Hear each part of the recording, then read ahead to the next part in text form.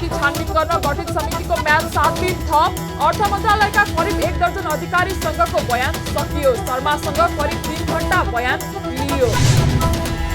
वायु सेवा निगमद्वारा जहाज किन्दा लिएको ऋणको किस्ता बल्ल तिर्न सुरु। सञ्चय कोष र नागरिक लगानी कोषलाई 1 अर्ब 35 करोड भुक्तानी। र भोलि शुक्रबार मौद्रिक नीति सार्वजनिक गर्ने राष्ट्र बैंकको तयारी। मौद्रिक नीति सार्वजनिक हुने अघिल्लो दिन शेयर बजारलाई रातो झण्डा।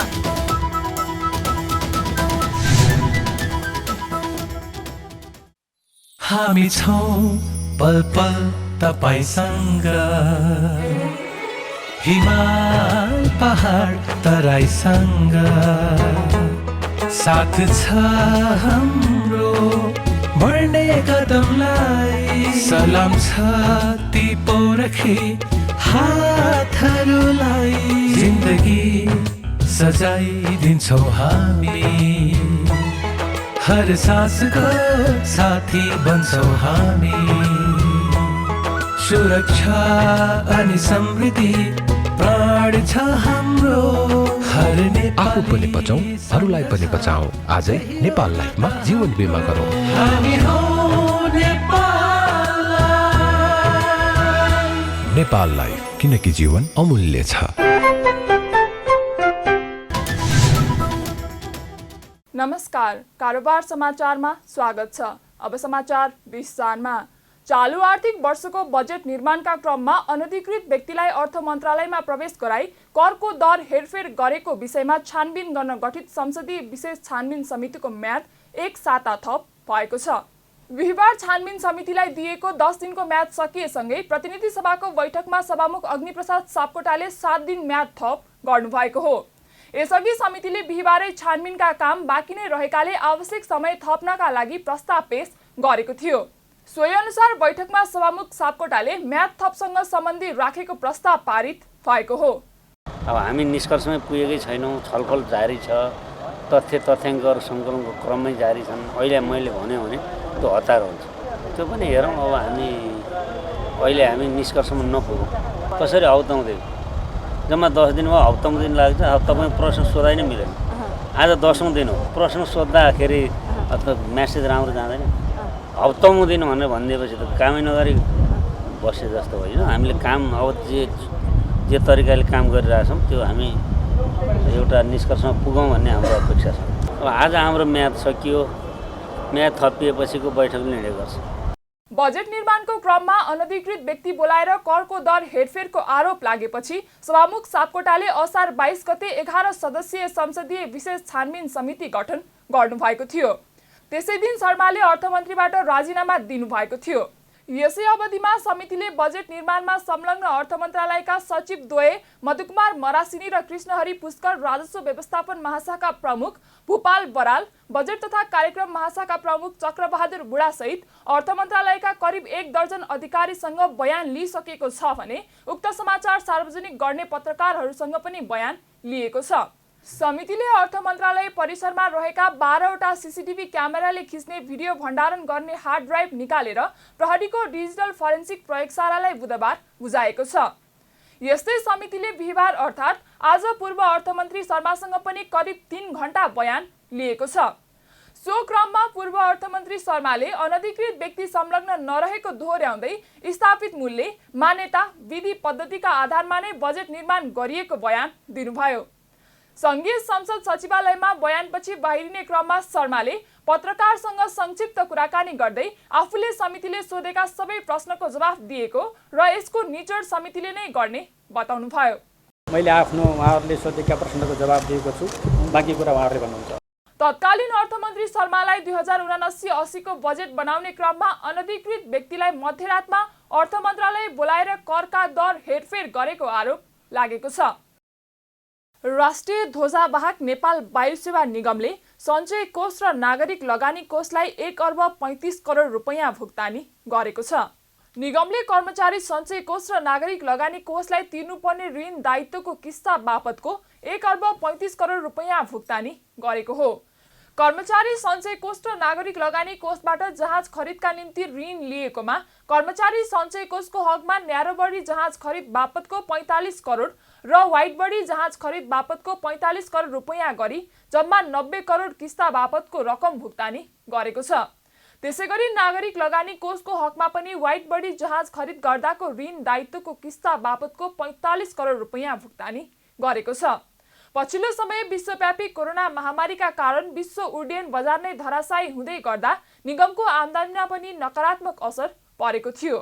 पछिल्लो समय कोरोना सम्बन्धी स्वास्थ्य मापदण्डमा आएको विश्वव्यापी खुलापनसँगै अन्तर्राष्ट्रिय उडानमा सहजता, सीट अकुपेन्सी दरमा सुधार, उडानमा भएको सामान्यकरण तथा नियमिततासँगै आम्दानीमा समेत तुलनात्मक बढोत्तरी भएको कारण उक्त किस्ता तिर्न सहज भएको निगमले जनाएको छ। निगमले 2वटा व्हाइट बडी जहाज ल्याउन कर्मचारी सञ्चय कोष र नागरिक लगानी कोषसँग 12 अर्ब रुपैयाँ ऋण लिएको थियो। सभामुख अग्निप्रसाद सापकोटाले विवादित अमेरिकी स्टेट पार्टनरशिप प्रोग्राम एसपीपी बारे मन्त्री परिषदले गरेका निर्णय संसदलाई जानकारी गराउन रुलिङ गर्नुभएको छ। सत्तारूढ दल र प्रमुख प्रतिपक्षका सांसदहरूले बारम्बार उक्त विषय संसदमा उठाएपछि सभामुख सापकोटाले एसपीपी बारे मन्त्री परिषदले गरेका निर्णय र त्यसको कार्यान्वयन बारे संसदलाई जानकारी दिन रुलिङ गर्नुभएको हो।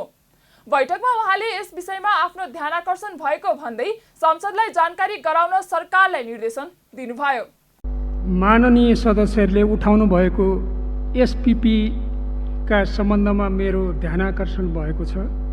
सो सम्बन्धमा नेपाल सरकारको निर्णय र त्यसको कार्यान्वयन अवस्थाको सम्बन्धमा सदनलाई जानकारी गराउन नेपाल सरकारलाई निर्देश गर्दछु। बिहिबारको प्रतिनिधि सभाको बैठकमा सत्तारूढ र प्रमुख प्रतिपक्षी दलका सांसदहरूले एसपीपी सम्झौता कार्यान्वयन नगर्ने भनेर मन्त्री परिषदले निर्णय गरेको अवस्थामा पनि परराष्ट्र मन्त्रालयले अमेरिकालाई पत्राचार नगरेको भन्दै विरोध गरेका थिए। बैठकमा सांसदहरूले सभामुखबाट रुलिङ हुनुपर्ने माग समेत गरेका थिए। बिहिबारको बैठकमा सत्तारूढ दल नेकपा माओवादी केन्द्रका प्रमुख सचेतक देव प्रसाद गुरुङ र नेकपा एमालेका सांसद भीम रावलले एसपीपी बारे सभामुखको रुलिङ माग गर्नुभएको थियो। बैठकमा माओवादी केन्द्रका सांसद देव गुरुङले सरकारले भित्रभित्रै एसपीपी सम्झौता गर्ने तयारी गरिरहेको आशंका समेत व्यक्त गर्नुभएको थियो। सम्मानीय सभामुखज्यू मार्फत यो चाहिँ अविलम्ब चाहिँ परराष्ट्र मन्त्रालय यो एसपीपी सम्बन्धी पत्रचार चाहिँ अविलम्ब गरियोस् भनेर चाहिँ रुलिङको माग गर्न चाहन्छु। किन त भन्दाखेरि चाहिँ यो यसको पछाडि अरू गम्भीर प्रकारका तयारीहरू पनि गरिरहेको विभिन्न अनौपचारिक माध्यमहरूबाट मिडियाहरूले भनिरहेका चाहिँ छन्।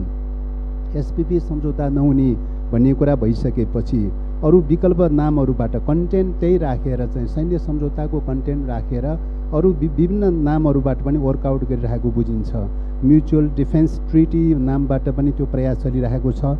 स्ट्राटेजिक डिफेन्स प्याक्ट भनेर पनि त्यो प्रयास चलिरहेको छ। त्यो चाहिँ त्यो नाम चेन्ज गर्ने र कन्टेन्ट उही राखेर चाहिँ फेरि पनि एग्रिमेन्ट गर्ने प्रयास चाहिँ अमेरिकी पक्षबाट त्यो प्रयासहरू चलिरहेको छ। मन्त्री परिषदको निर्णयलाई तत्काल कार्यान्वयन नगरी थप अध्ययन गर्ने भन्ने परराष्ट्र मन्त्रालयको भनाइ आपत्तिजनक छ।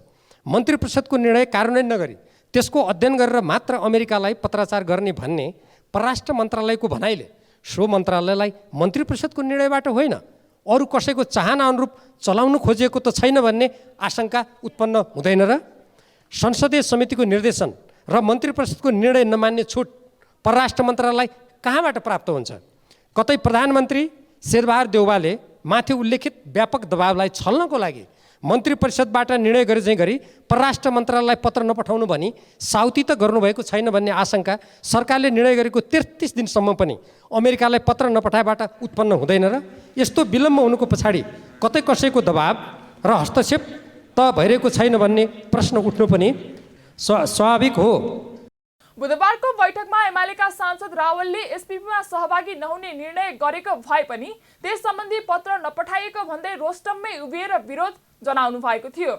सभामुख सापकोटाले पटक पटक विषयान्तर भएको भन्दै आसन ग्रहण गर्न रावललाई आग्रह गरे पनि अस्वीकार गरेपछि बैठक नै स्थगित गर्नु परेको थियो।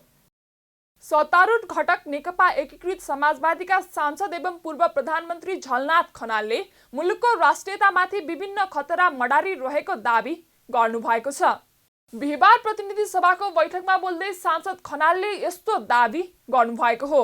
एसपीपी लिन्न भनेर मन्त्री परिषदले निर्णय गरिसकेपछि के कारणले पत्राचार गर्न रोकियो भन्दै प्रश्न पनि गर्नुभयो। उहाँले देशको क्याबिनेट भन्दा बाहिरतिर कतातिर कार्यकारी अधिकार छ भन्दै प्रश्न समेत गर्नुभयो। बैठकमा सांसद खनालले एसपीपीको बारेमा अमेरिकालाई पत्र तत्काल लेखेर जनताको भावनाको कदर गर्न आग्रह गर्नुभयो। यति बेला हाम्रो देशमा धेरै समस्याहरू गम्भीर र गम्भीरतम हुँदै गएका छन्। मुलुकको राष्ट्रियताका सामु अनेक प्रकारका खतराहरू मडारिरहेका छन्। हामीले एसपीपी लिन्नौँ भनेर यो सदनबाटै भनेको र मन्त्री परिषदले निर्णय गरेको 1 महिनाभन्दा बढी भइसक्यो सभामुख महोदय। हामीले चाँडोभन्दा चाँडो यो पत्र लेख्छौँ र यो कुरालाई रोक्छौँ भनेर सरकारले भनेको हो, तर अहिलेसम्म पनि त्यो पत्र लेख्न नसकिनु भनेको के कारणले त्यसै लेख्न सकिएको छैन? यो हाम्रो देशको क्याबिनेट भन्दा बाहिरतिर कतातिर छ कार्यकारी अधिकार? कार्यकारी अधिकार भएको क्याबिनेटले निर्णय गरिसकेपछि अब फेरि पनि अरू कसैले रोक्न सक्छ यो देशमा? के कारणले रोकिँदैछ? म गम्भीरतापूर्वक प्रश्न उठाउन चाहन्छु सभामुख महोदय, सरकारसँग र सम्माननीय प्रधानमन्त्रीसँग। यो कुरालाई गम्भीरतापूर्वक लियोस् र यसलाई चाँडोभन्दा चाँडो समाधान गरियोस्, राष्ट्रको भावनालाई प्रतिनिधित्व गरियोस् भनेर म भन्न चाहन्छु सभामुख महोदय। सांसद खनालले नेपालमा अहिले धेरै समस्याहरू गम्भीर बन्दै गएकोले तत्काल समाधान गर्ने बाटोमा सरकार जानुपर्ने बताउनुभयो।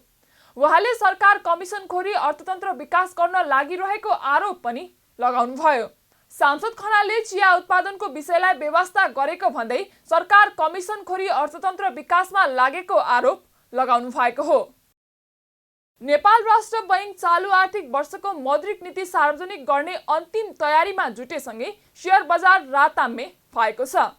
पछिल्लो एक सातादेखि निरन्तर रूपमा वृद्धि हुँदै आएको शेयर बजारमा बिहिबार सामान्य अङ्कको गिरावट आएको हो। आज शेयर बजार मापन गर्ने नेप्से परिसूचक 5.87 अङ्कले घटेर 2044.72 अङ्कमा झरेको छ। राष्ट्र बैंक चालु आर्थिक वर्षको मौद्रिक नीति सार्वजनिक गर्ने अन्तिम तयारीमा जुटेको छ। बिहिबार अर्थमन्त्रीको समेत जिम्मेवारी सम्हालेका प्रधानमन्त्री शेरबहादुर देउवालाई मौद्रिक नीतिको विषयमा ब्रिफिङ गरेर शुक्रबार मौद्रिक नीति ल्याउने तयारीमा राष्ट्र बैंक रहेको छ। यसअघि गत आर्थिक वर्षको मौद्रिक नीति मार्फत राष्ट्र बैंकले एक व्यक्तिले एउटा बैंकबाट 4 करोड र सबै बैंक तथा वित्तीय संस्थाबाट 12 करोड रुपैयाँ भन्दा बढी रकम शेयर धितोमा कर्जा लिन नपाउने व्यवस्था गरेको छ, जसका कारण शेयर बजारमा नकारात्मक असर परेको छ।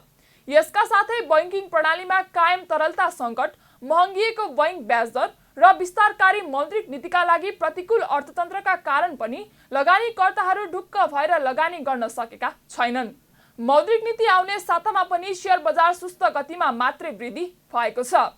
यो साता लगातार 5 दिन वृद्धि भएको बजारमा पनि परिसूचक करिब 45 अङ्कले मात्रै बढेको छ। आज बिहिबार नेप्से परिसूचक बढे पनि कारोबार रकम भने केही कमी आएको छ। बुधबार 1 अर्ब 73 करोड 18 लाख रुपैयाँ बराबरमा शेयर खरिद बिक्री भएकोमा आज भने 1 अर्ब 64 करोड 26 लाख रुपैयाँ बराबरको मात्रै शेयर खरिद बिक्री भएको छ। आज कुल कारोबार शेयर संख्यामा भने केही वृद्धि देखिएको छ। दिनभर कुल 225 कम्पनीको जम्मा 39 लाख 8 हजार किता शेयर मात्रै खरिद बिक्री भएको छ। अघिल्लो दिन 215 कम्पनीको 41 लाख 33 हजार किता शेयर खरिद बिक्री भएको थियो। आज वाणिज्य बैंक र अन्य समूह बाहेक बाँकी सबै समूहका परिसूचकमा गिरावट आउँदा समग्र परिसूचक घटेको हो।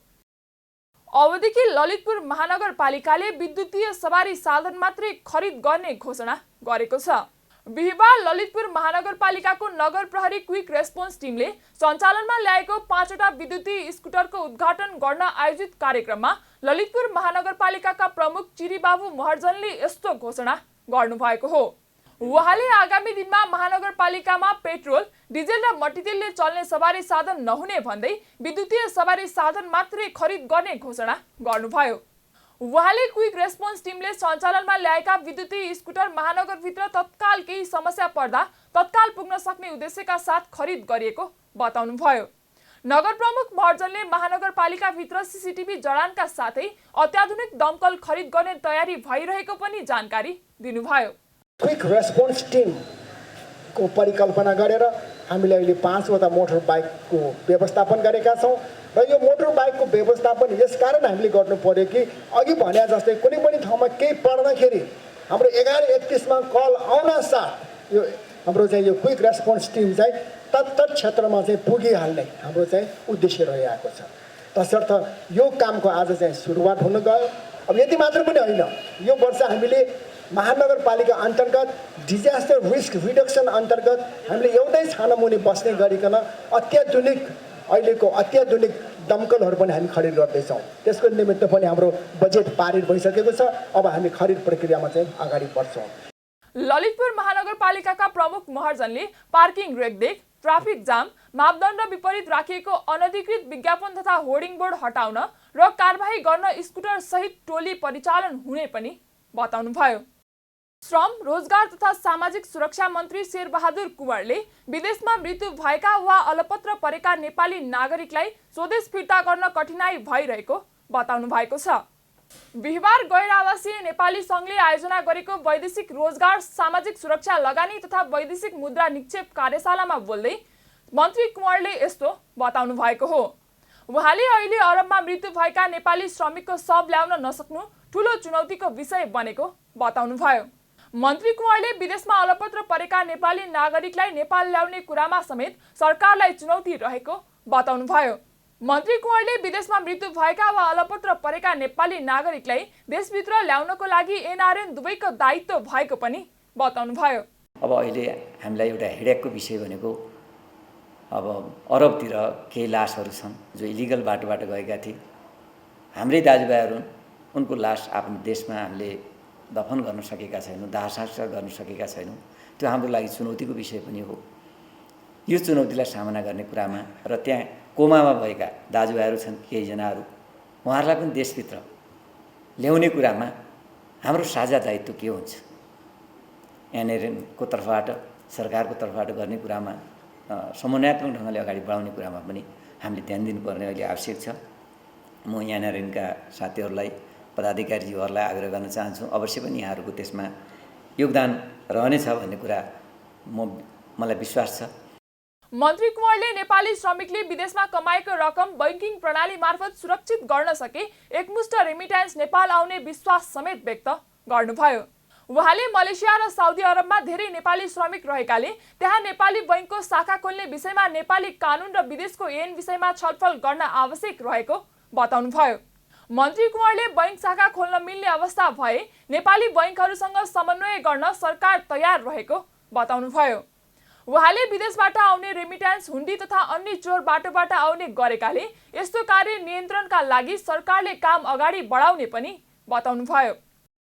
रेमिट कम्पनीहरू आदि इत्यादिलाई पनि जिम्मेवार बनाउनुपर्छ भन्ने कुरा पनि आयो र धेरै रेमिटेन्सहरू त आएको छ, तर अझै पनि हुन्डीबाट आउने, चोर बाटोबाट आउने, झस्किलोबाट आउने परम्परा छ। त यसलाई पनि नियन्त्रण कसरी गर्ने, जो एनआरएनबाट पनि कुरा उठेको छ, यो विषयलाई पनि हामी गम्भीर बनाऊँ। त्यही एउटा ब्याङ्कको शाखाहरू पठाएर हुने हो कि के छ, के गर्न सक्छौँ। हामी मलेसियामा हाम्रा कामदारहरू धेरै छ, अघि साउदी अरबमा पनि 4-5 लाख रुपियाँ 4-5 लाख कामदारहरू छौँ भनेर हामीले भन्यौँ। त्यहाँ पनि हामी ब्याङ्किङ सेवा, हाम्रै ब्याङ्किङ सेवालाई हामी पठाउन सक्छौँ कि ब्याङ्कहरूसँग पनि हामी कोअर्डिनेसन गरौँ, उहाँहरूसँग पनि अन्तर्क्रिया गरेर के छ, ऐन कानुनले कति दिन्छ, त्यहाँको ऐन कानुनले कति स्वीकार गर्छ र दुईटै देशको बिचमा पनि हामीले समझदारी गरेर ब्याङ्किङ प्रणाली मार्फत त्यसलाई त्यहीँ हामीले सुरक्षित गर्न सक्यौँ भने एकमुष्ट ढङ्गले पनि हामी कहाँ रेमिटेन्स आउन सक्छ, रेमिटेन्सको भोल्युम अझै बढ्न सक्छ र सुरक्षित पनि हुनसक्छ भन्ने मलाई लाग्छ। त्यस्तै कार्यक्रममा श्रम मन्त्रालयका सचिव एकनारायण अर्यालले सबैभन्दा धेरै विकृति, विसङ्गति भएको क्षेत्र वैदेशिक रोजगार क्षेत्र रहेको पनि बताउनुभयो। उहाँले वैदेशिक रोजगारीले जीडीपीमा 57% योगदान भने पनि चाहे जति व्यवस्थित बनाउन नसकेको स्वीकार गर्दै सरकारले देशभित्र वा बाहिरका रोजगारदाता र श्रमिक खोज्न अनलाइन सिस्टम बनाउन लागेको जानकारी पनि दिनुभयो। उहाँले अनलाइन प्रणाली मार्फत श्रमिकले कम्पनीको बारेमा आफूले पाउने तलब र कामको लागि गरिएको सम्झौता सहज हेर्न पाउने बताउनुभयो। सचिव अर्यालले नेपाली श्रमिकले एउटा कामको लागि सम्झौता गरेर विदेश जाने तर विदेश पुगेर अर्को काम गर्नुपर्ने स्थितिको सरकारले अन्त्य गर्ने दाबी पनि गर्नुभयो। वैदेशिक रोजगारको हकमा पनि त्यही सिस्टम चाहिँ गर्नुपर्ने हुन्छ। यो के भन्दाखेरि अहिले भएको तपाईँले ताजलको चाहिँ तपाईँले देखिराख्नु भएको छ, यो प्रविधिले गरेको रिफर्म हो। भरे त्यहाँ गर्न धेरै कुराहरू बाँकी छन्। तर त्यही प्रविधिलाई चाहिँ हामी चाहिँ तपाईँको चाहिँ रोजगारदातासम्म हामी पुर्याउन चाहन्छौँ, चाहे मलेसियाको होस्, चाहे तपाईँ जर्मनीको होस्, चाहे चाहिँ तपाईँ सेसेल्सको होस्। हाम्रो जाने श्रमिकले, कामदार गर्न जाने श्रमिकले त्यो कम्पनीको बारेमा जानकारी पाउनुपर्छ, त्यहाँको पाउने स्यालेरीको रूपमा उसमा चाहिँ जानुपर्छ र आफूले गर्ने एग्रिमेन्ट उसले देख्न पाउनुपर्छ। अहिले तपाईँले सुनिराख्नु भएको छ नि, यहाँ एउटा एग्रिमेन्ट, उता अर्को एग्रिमेन्ट, यो त छर्लङ्गै छ नि। त्यस्तो खालको चाहिँ अब चाहिँ सम्भव छैन र त्यो हामी गर्छौँ, गराएर छाड्छौँ। त्यो मेरो कमिटमेन्ट हो, मान्य मन्त्रीजीको पनि त्यही कमिटमेन्ट हो। सचिव अर्यालले वैदेशिक रोजगारीमा देखिएका समस्या समाधानका लागि गैर-आवासीय नेपाली सङ्घको सहयोग आवश्यक रहेको पनि बताउनुभयो। अन्तर्राष्ट्रिय युवा दिवस नेपालमा पनि भव्य रूपमा मनाइने भएको छ। यही श्रावण 27 गते सो दिवस मनाउन बिहिबार युवा तथा खेलकुद मन्त्री महेश्वर जङ गहतराजको अध्यक्षतामा मूल समारोह समिति गठन गरिएको हो। युवाहरूलाई देश र जनताप्रति जवाफदेही हुने गरी काम गर्न प्रेरित गर्ने उद्देश्यका साथ सो अन्तर्राष्ट्रिय दिवस मनाउनका लागि मूल समारोह समिति समेत गठन गरिएको मन्त्री गहतराजले बताउनुभयो। उहाँले सो दिवसलाई देशव्यापी बनाउन सबै प्रदेश र स्थानीय तहहरूमा पनि विभिन्न रचनात्मक खालको कार्यक्रमको आयोजना गरी मनाउन आग्रह गरिने जानकारी दिनुभयो। यो दिवसलाई देशव्यापी 753वटै पालिकामा र 7वटा पालिकामा र 7वटा प्रदेशमा पनि भव्यतापूर्वक मनाउन हामीले निर्देशन होइन तल उहाँहरूसँग अनुरोध यता हाम्रो मन्त्रालयको तर्फबाट पनि र अझ नेपाल सरकार प्रधानमन्त्री कार्यालयको तर्फबाट यो गर्दिन भनेर हामी अनुरोध तल गर्नेछौँ, जसबाट 7 प्रदेश र 753वटा पालिकैमै सो दिन राम्रा कार्यक्रम हुने र युवाहरू कुनै न कुनै रचनात्मक क्रियाकलापमा त्यो दिन सरसफाइ हुनसक्छ, अन्य विभिन्न रचनात्मक क्रियाकलाप हुन सक्छन्, विभिन्न र्यालीहरू, जनप्रदर्शनका कामहरू, चेतनामूलक काम कारबाहीहरू हुन सक्छन्। त्यसमा सहभागी हुने आधार तयार गर्ने ढङ्गले सोध्नुपर्छ। दिवसको अवसरमा राष्ट्रिय सभागृहमा विशेष समारोह आयोजना गरिनेछ। समारोहमा प्रधानमन्त्री शेरबहादुर देउवा प्रमुख अतिथिको रूपमा सहभागी हुनुहुने राष्ट्रिय युवा परिषदका अध्यक्ष सुरेन्द्र बस्नेतले जानकारी दिनुभयो। सो दिन बिहान काठमाडौँको भ्रिकुटी मण्डपबाट प्रभात फेरी कार्यक्रम समेत आयोजना हुनेछ। प्रभात फेरीमा नेपाली सेना, नेपाल प्रहरी, सशस्त्र प्रहरी बल, नेपाल स्काउट, राष्ट्रिय खेलकुद परिषदको समेत सहभागिता हुनेछ। उक्त प्रभात फेरीमा हामीले चाहिँ नेपाली सेना, चाहिँ नेपाल प्रहरी, सशस्त्र प्रहरीको एउटा सानो टुकडी चाहिँ हामीलाई एकैबद्धता जनाइदिनु हुनका निमित्त पनि हामीले अनुरोध गरेका छौँ।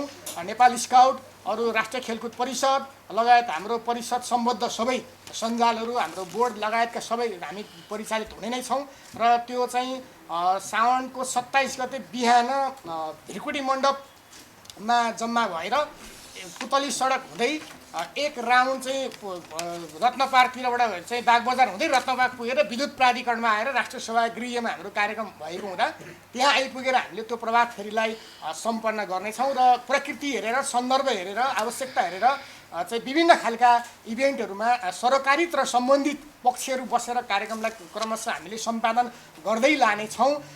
यस वर्षको अन्तर्राष्ट्रिय युवा दिवसको मूल नारा अन्तर्पुस्ता एकैबद्धता, सबै उमेर समूह मैत्री, विश्व निर्माणमा प्रतिबद्धता भन्ने तय गरिएको छ। संयुक्त राष्ट्रसङ्घको आह्वानमा हरेक वर्ष अगस्त 12 को दिन विश्वव्यापी रूपमा सो दिवस मनाउने गरिन्छ। कारोबार समाचारमा अब सुन चाँदी र विदेशी विनिमय दर सम्बन्धी जानकारी।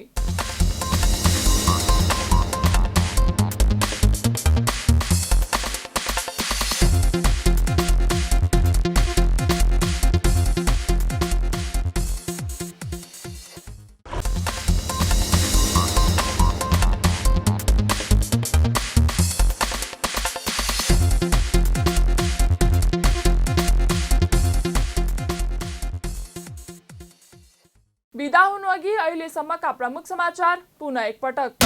सनातन सभामाथि छानबिन गर्न गठित समितिको म्याद 7 दिन थप। अर्थ मन्त्रालयका करिब 1 दर्जन अधिकारीसँगको बयान सकियो। शर्मासँग करिब 3 घण्टा बयान लिइयो। वायु सेवा निगमद्वारा जहाज किन्दा लिएको ऋणको किस्ता बल्ल तिर्न सुरु। सञ्चय कोष र नागरिक लगानी कोषलाई 1 अर्ब 35 करोड भुक्तानी। र भोलि शुक्रबार मौद्रिक नीति सार्वजनिक गर्ने राष्ट्र बैङ्कको तयारी। मौद्रिक नीति सार्वजनिक हुने अघिल्लो दिन शेयर बजारलाई रातो झण्डा।